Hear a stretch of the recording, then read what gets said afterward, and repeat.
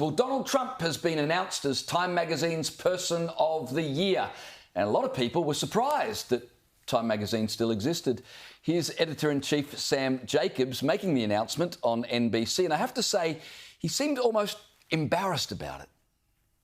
The Person of the Year who, for better or for worse, had the most influence on the news in 2024 is Donald Trump. Okay, there it is. Donald Trump, 2024 Person of the Year. He was almost apologetic. And as you can imagine, lefties weren't happy about Trump being on the cover, but they reacted in the calm and considered way that we've come to expect from the left.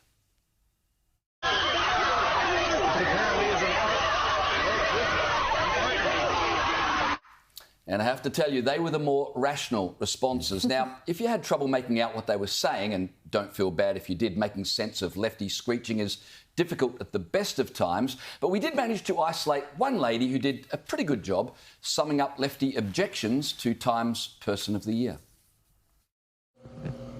Well, Time Magazine, just when you thought the media couldn't get any worse, you guys said, hold my beer. In a year where we had Taylor Swift, Kamala Harris, and Giselle Pichot, you chose the most repugnant, vile human being to ever walk the earth as your Person of the Year. At least half of America, and probably most of the world, is absolutely disgusted. I hope you go out of business. Trump is the most repugnant, vile human being ever to walk the face of the earth. She's clearly never been to a Collingwood game. Ooh. I bet she has a coexist bumper sticker on her car. It's going to be a long 4 years. No doubt she, like so many other lefties, is busy cancelling the Time Magazine subscription she doesn't have, or moving to Canada like they never do, or announcing on Twitter that they're leaving Twitter, only to remain on Twitter so they can see how many of their Twitter followers care. Just on that, Elton John announced 2 years ago that he was leaving Twitter in protest. I always wonder why people announce on Twitter that they're leaving Twitter. For Elton John, I guess sad tweets say so much. But I did a little checking this week and discovered Elton John's Twitter account is still standing, better than it ever did. The tweets he made were meant to cut Twitter down, and if Twitter was just a circus, he'd be a clown by now. I'd say sorry for those corny puns, but sorry seems to be the hardest word.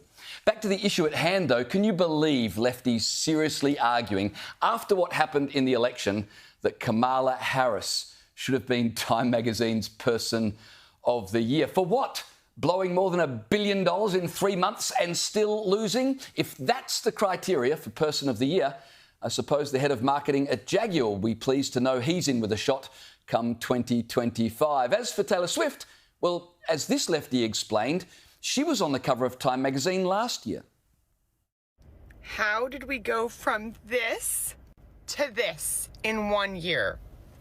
Now, I'm going to assume that was a rhetorical question, but the answer, of course, is America woke up.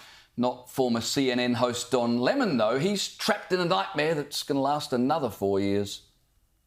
Is this a joke? Did we get something wrong? Did someone scam us? Are we sure about this, producers?